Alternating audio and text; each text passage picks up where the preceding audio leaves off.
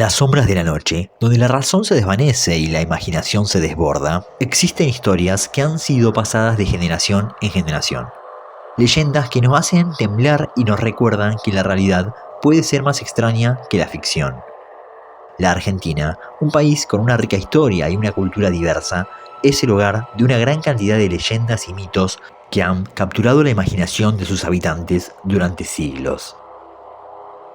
Desde la difunta Correa hasta el Pombero, estas historias nos hablan de una relación entre los humanos y lo desconocido, de la lucha entre la vida y la muerte, y la búsqueda de la verdad y la justicia. Son historias que nos hacen reflexionar sobre nuestra propia mortalidad y la fragilidad de la vida. Y nos recuerda que a pesar de la tecnología y el progreso, todavía hay mucho que no sabemos y que no podemos explicar. En este video vamos a explorar las 3 leyendas más fascinantes y poco conocidas de Argentina. Vamos a descubrir los mitos y leyendas que han capturado la imaginación de los argentinos y que sigue siendo una parte importante de su cultura.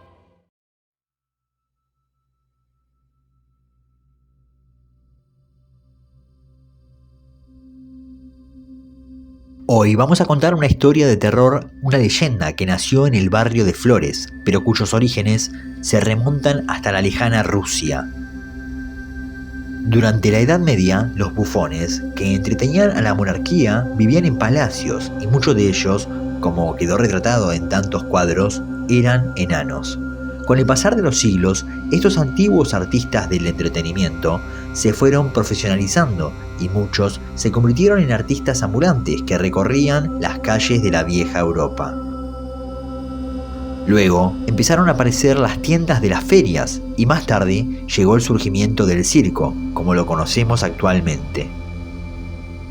Pero en los alrededores del siglo XIX, el primer lugar lo ocupaba el circo ruso, quien ofrecía un espectáculo deslumbrante en el que participaban toda clase de artistas, como malabaristas, animales exóticos, en fin, nada estaba librado al azar. Aparte de que también era un gran negocio al cual incluso asistían los mismísimos zares rusos, que lo disfrutaban desde sus palcos privilegiados. Ni siquiera la Revolución Rusa pudo derribar aquellas antiguas tradiciones monárquicas, ya que el gusto del público ruso por sus artistas se mantuvo firme incluso después de la caída de los zares. Los soviéticos expropiaron todos los circos privados de cada ciudad con sus características particulares y conformaron el Gran Circo Soviético, bastante parecido a lo que vemos hoy a lo largo y lo ancho del país. En el año 1877, el gran jinete acróbata Caetiano Sinesini había inaugurado el circo en San Petersburgo, que se dio en llamar el Circo de los Zares, por el lujo de sus presentaciones. Hasta los programas estaban impresos en seda. Y casi 100 años después de su apertura, en la década de 1970, este circo era parte del aparato estatal soviético, que enviaba a sus tropas por el mundo, en una potente combinación de negocio y propaganda política. La historia de Belek se inicia aquí, en un barrio de Argentina conocido con el nombre de Flores, en Buenos Aires, en el cual la compañía de circo de San Petersburgo arribó. Este circo se dedicó a instalarse junto con todos sus miembros, malabaristas, equilibristas, caballos blancos, jinetes, contorsionistas, monos, elefantes, tigres y enanos. Y el más carismático de los enanos se hacía llamar Belek. No era ruso, sino húngaro. Se ganaba el escenario con una gracia natural apoyada en su breve anatomía. Ahora resulta cruel pensar que la gracia de un show pudiera estar sostenida en las particularidades físicas de una persona, pero en aquellas épocas, y hasta no hace mucho, era así. Belek era un robusto, de brazos y piernas cortas pero fuertes, y llamaba la atención su energía inagotable. Nadie lo veía dormir. Algunos compañeros lo habían observado a Belek salir de noche y volvía al amanecer, sin señales de cansancio alguno. Al contrario, se ponía a trabajar al instante en las distintas faenas del circo. Boris Lov, el director del circo, decidió una noche ir a revisar las jaulas de los animales, después de haber escuchado algunos sonidos inquietantes. Lo que vio fue espantoso. Descubrió al enano Belek mordiendo a una mona, una de las atracciones más queridas del circo, la mona Vera. De pronto, todo tuvo sentido. Hacía meses que algunos animales venían mostrando una debilidad patológica y que otros más pequeños habían aparecido muertos, secos. Borislav entonces concluyó que Belek era un vampiro, que les chupaba la sangre de noche a los animales y que aquella era la fuente inagotable de la energía del pequeño húngaro. Así, con esta nueva información en mente, el señor Love, furioso y aterrado, tomó una decisión y echó a patadas a Belek, para después levantar inmediatamente el circo y largarse de allí. El enano húngaro, que llegó con el circo soviético, empezó a vagar por Flores, en la complicada década de los 70. Aprovechando su diminuto tamaño, Belek se metió en una enorme casona abandonada que se volvería su morada. Así comenzó el terror de los habitantes del barrio de Flores, ya que un día para otro empezaron a aparecer en las calles pájaros secos, gatos y perros sin sangre. Todos estos muertos en la calle de una manera incomprensible. Cuando los rumores ya eran cosa de todos los días, ocurrió lo peor. Belek entró por la ventana a la casa de un matrimonio de gente mayor. El hombre salió a buscar ayuda y la mujer fue víctima fácil del vampiro. Todo el barrio se lanzó a la búsqueda de Belek. Las madres temían por sus hijos pequeños, nadie estaba a salvo. Dice la leyenda que unos vecinos lo atraparon, pero el vampiro sacó una navaja y logró escapar. Para espanto de todos, se escabulló y desapareció sin dejar rastros. En este punto, los finales se bifurcan. Hay quienes aseguran que meses después terminó la sucesión de la casona y al entrar los obreros que harían los arreglos del edificio encontraron los restos diminutos del enano Belek. Mientras otros afirman que creen que aquel día que escapó, Belek corrió al cementerio de Flores, donde logró escalar y superar la muralla del mismo y se escondió entre los muertos. Allí permanecería por un tiempo indefinido, inmortal como todo vampiro. Así que, si van al cementerio de Flores, los vecinos de la zona aconsejan no permanecer tras los muros más allá de la caída del sol. Nadie querría encontrarse con el enano Belek, el pequeño vampiro de Flores.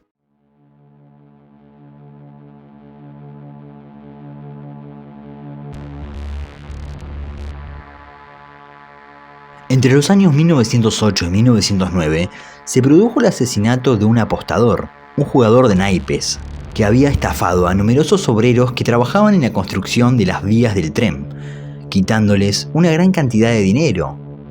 Este asesinato se efectuó como una venganza por parte de los mismos trabajadores. En cierta oportunidad, el encargado del desvío del tren, Dionisio Aranda, hizo la señal correspondiente, dando vía libre a un tren que venía de Pozo del Tigre, cuando momentos más tarde advierte que del lado de Estanislao del Campo, en sentido contrario, venía otro tren misterioso, sin que él alcanzara a explicarse cómo los jefes de esas estaciones habían autorizado el paso del mismo por la misma línea y en dirección opuesta, por lo que ambos trenes chocarían en su presencia sin que él pudiera hacer nada. Así, el encargado, asombrado por las circunstancias, solo atinó a llamar por teléfono al jefe de la estación, Estanislao del Campo, preguntándole por qué había dado paso a ese tren, que avanzaba sin previo aviso y sin haber solicitado vía libre. Sin embargo, el jefe interrogado informó que a esa hora no había pasado ningún tren por la estación Estanislao del Campo.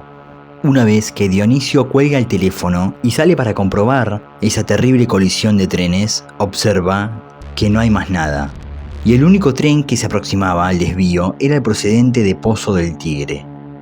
Una oscura noche del mes de abril del año 1946, un grupo de ciudadanos se encontraba conversando tranquilamente en la localidad de la estación Estanislao del Campo. De pronto todos observaron que al oeste venía llegando un tren que tenía una luz tan clara que al acercarse alumbraba a las personas mencionadas. Hasta parecía oírse el típico rechinar de los rieles. Sorprendido por aquella inesperada novedad, el auxiliar Víctor Bravo, quien estaba a cargo en esos momentos de la estación, decidió realizar una llamada telefónica a la laguna San Luis para averiguar el origen de ese tren misterioso, que apareció de la nada y que además no figuraba en los horarios oficiales y para cuyo tránsito tampoco se había solicitado autorización. Así, el encargado fue informado, descubriendo que ese mismo tren no había pasado por dicho desvío.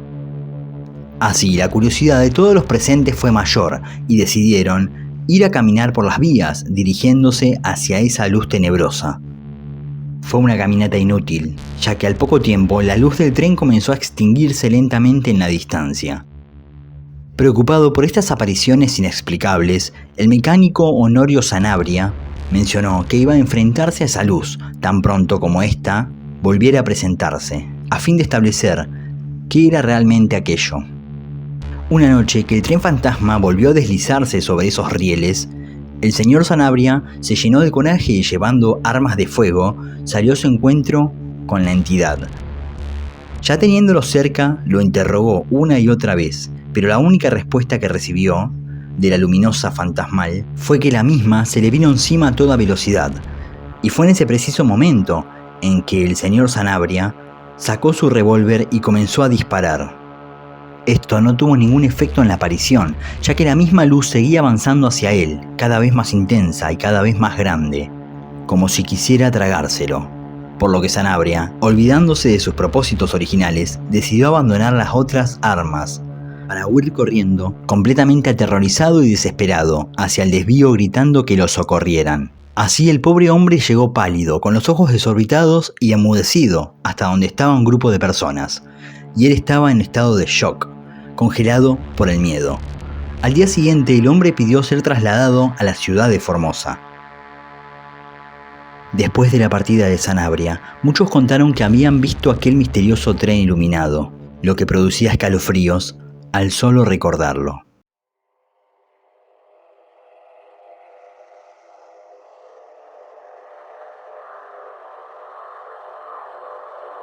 Salta, en el norte de Argentina, comprende paisajes sorprendentes y entre sus bellas ciudades se encontraba la poderosa ciudad de Esteco, que alguna vez fue habitable. Sin embargo, la catástrofe que la dejó en ruinas en el año 1692 se fundamenta en una leyenda que aterroriza a los vecinos. Alguna vez, sus tierras fueron fértiles y sus edificaciones resplandecían en oro y plata, pero este paisaje se le acabaría a sus ciudadanos. Durante una noche, un mendigo se paseó por cada una de las lujosas casas pidiendo ayuda. No obstante, los vecinos no dudaron en cerrarle sus puertas en la cara. El último hogar que visitó fue el de una madre pobre con su hijo, quien al ver la precariedad de este hombre decidió sacrificar a la última gallina que le quedaba y cocinársela.